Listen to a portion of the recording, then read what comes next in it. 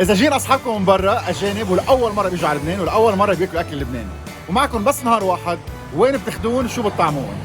كم نوع اكل لبناني فيهم يكتشفوا بنهار تينغرموا بالاكل اللبناني؟ طيب مشوار نهار الاحد ببلش الساعه 7 الصبح وبيخلص هلا بنشوف. يلا بنقلب.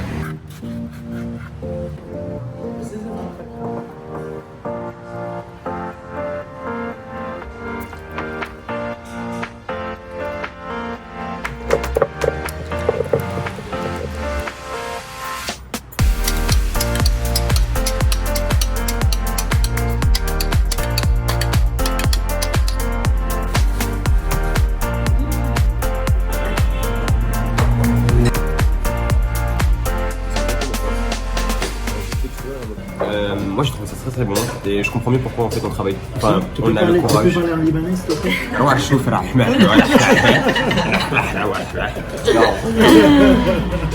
C'est très intéressant, comme quoi avec les mêmes produits, on peut avoir vraiment des saveurs totalement différentes. اكلنا فول وحمص وكانوا عم بيقولوا انه انبسطوا كتير كتير كتير، انبسطوا كتير بطعمة الحامض، باللقمة، بالكرم، بالملح، بالحب اللي بيحسوه بكل لقمة. علمتهم كيف ياكلوا بالخبزة اللبنانية وهلا بعد ما اكلوا منقوشة قديمة، فليش ما بناكل منقوشة الزعتر؟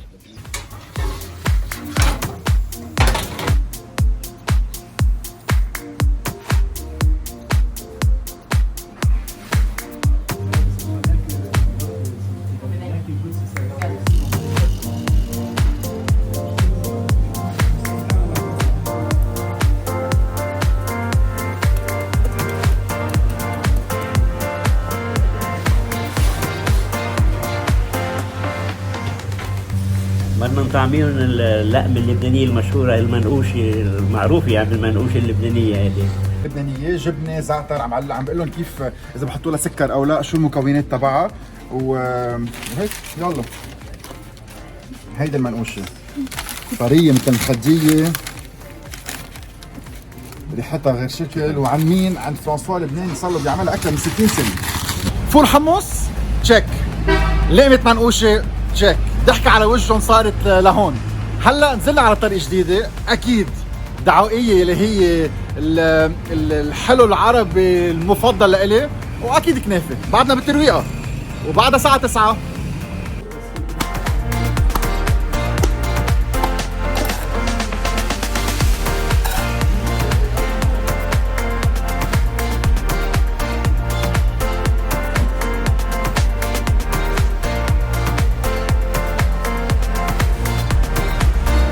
روعة روعة روعة روعة. مش معقول يكون في شيء هالقد طيب. طب ليش طيبة؟ شو السر؟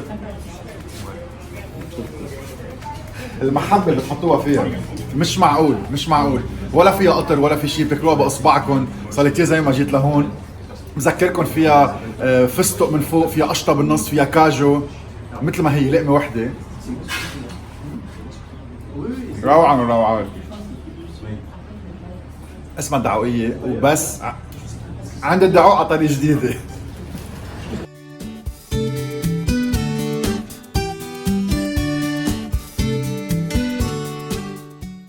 ما بعتقد بحياتهم اكلين جبنة هالقد وشي هيك.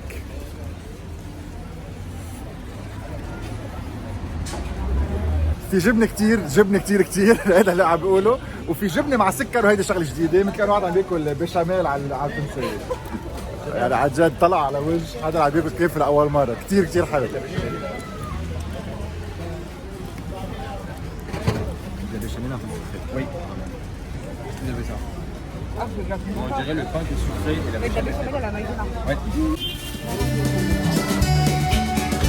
اوكي، شوفوا شكلنا واقفين على الطريق، لقيت انا الصحن ماشيين كلنا مع بعضنا وعم ندوق، كل شوي بقولوا لانه الطعم روعه. قديش فخر نعرف لقمتنا وطعمتنا واكلتنا لحدا اجنبي ويعرف قديش اكلنا غني. منقوشه، كنافه، فول. خلصنا ترويقه، تعبوا اكلوا كتير، وحلو عربي كمان. فطلعنا بالجبل، وقفنا على منظر بيروت كتير حلو، ومنكفي صوب كسروان. نو ياكلوا بس 4 مرات، كتير شي على الطريق.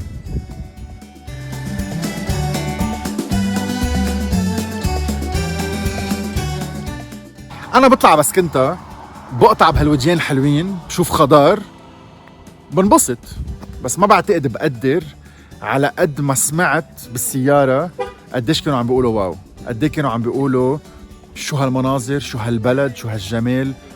يا ريت فيكم تسمعوا كنتوا قديش كانوا منبهرين ببلدنا.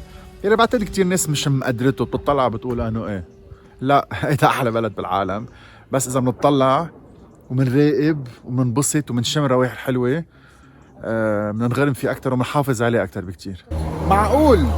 معقول ما جيبهم نعرفهم على كريكور؟ ما بعتقد رح يصير لهم الشانس بحياتهم يفوتوا على فرن هالقد صغير، هالقد مكنكن، يتعرفوا على شخص هالقد بيشتغل بحب وغرام، وياكلوا لقمه هالقد مهمه.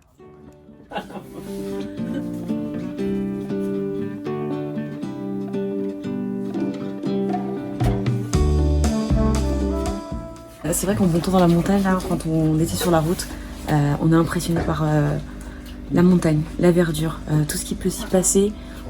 Je pense qu'on sous-estime un peu ce qu'on peut voir et ressentir au Liban. C'est assez impressionnant finalement. Et ouais, c'est plein d'émotions. ترجع نوضحها هون. بناكل شغلتين اكيد، 4 انواع جبنه، بيضتين، قوارما، زبده وسمنه. هيدي المنقوشه يلي بتقتل. شغله تانية اكتشفتها عن جديد وما تروحوها، يلي هي مربى تين وجبنه مع شويه جوز وشويه سمنه. روعه روعه روعه. العجينه اللي بتنعمل من 3 الصبح، اللي بتنعمل على الايد، بيشتغلها بايده، اللي فيها نفس ماكسيموم، الفرن يلي غير كل الافران ما بينفتح، عروي مثل البيتزا، تنطبخ شوي شوي وساعات تاكلوها بتدوب. ف يعني شطة رايدتي.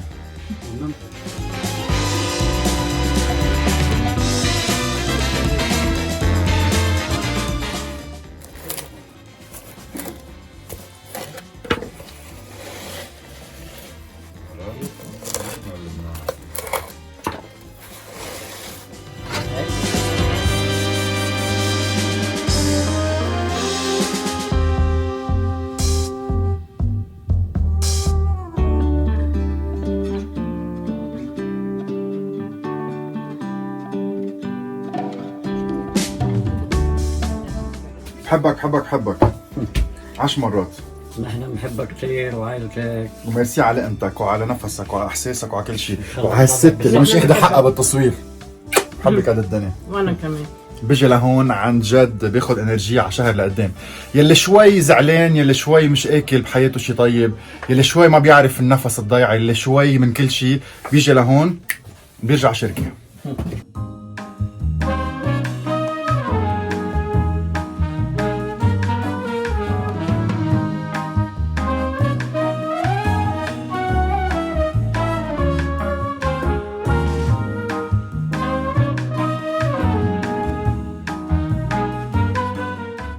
اهلا وسهلا، واهلا وسهلا باللي جايين معك من باريس، كمان جاي تعرفون على لبنان وعلى اكل لبنان، لانه لبنان احلى بلد بالعالم واحلى اكل بالعالم كله قد ما يعملوا ما في عندنا احلى من لبنان واحلى من اكل لبنان ومن شعب لبنان.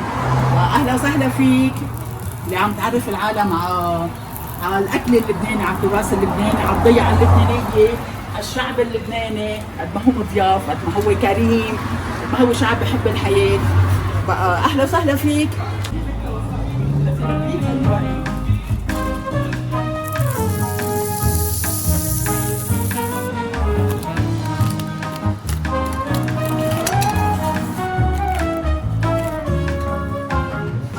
ما تقلي ام بشير مش حلم. بدنا ناكل هالطعمه هيدي هالعجينه الكروستيون الفيمي qui faut dans la bouche avec le fromage وشويه هالحر هيدي اللي بتجي من ورا هيدي. حلم.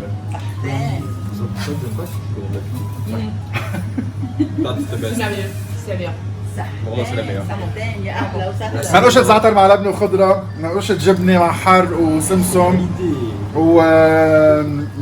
واكيد العروس قوارما مع لبنة. بشير هيدي العجينه بتاخذ العقل. صحتين. فينا نعرف شو سرها ولا لا؟ ما فيها سر، فيها انك تشتغلها بمحبة هي لا اكثر ولا اقل.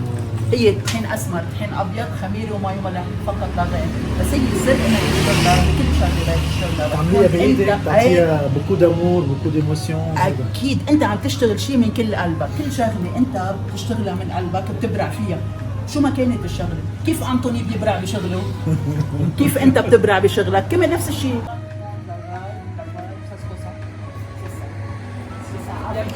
ام بشير مبسوطة قد الدنيا وعم تحكيهم بالفرنساوي وهن كتير مبسوطين.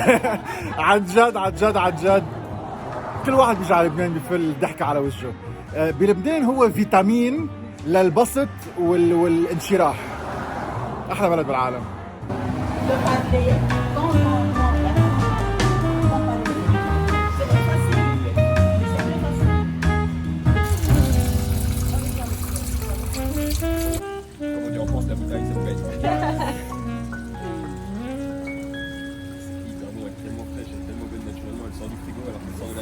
اكل اكيد بس مناظر كتير حلوه.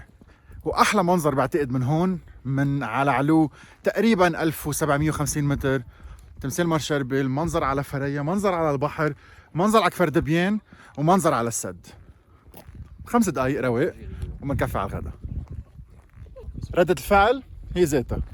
هيدا هو لبنان يلي ما بنعرفه وما حدا عرفنا عليه، فنحن دورنا نفرجي للعالم لبنان الحقيقي.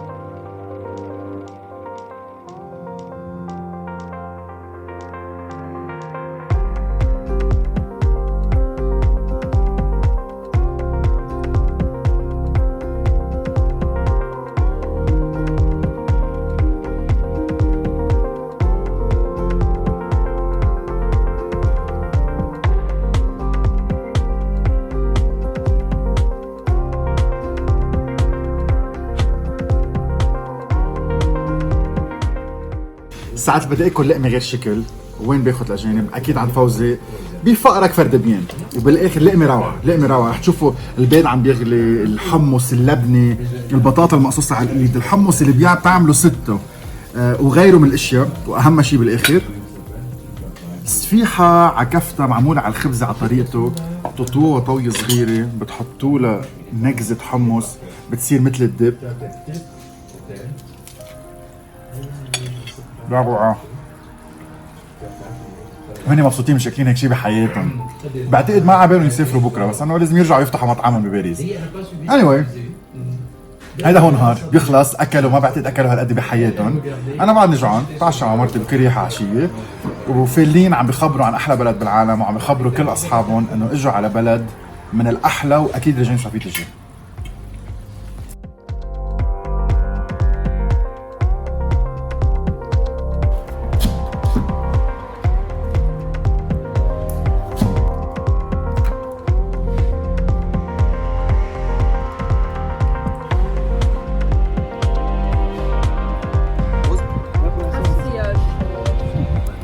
اجوا اجانب لعندنا على لبنان، شو بدنا ندوقهم؟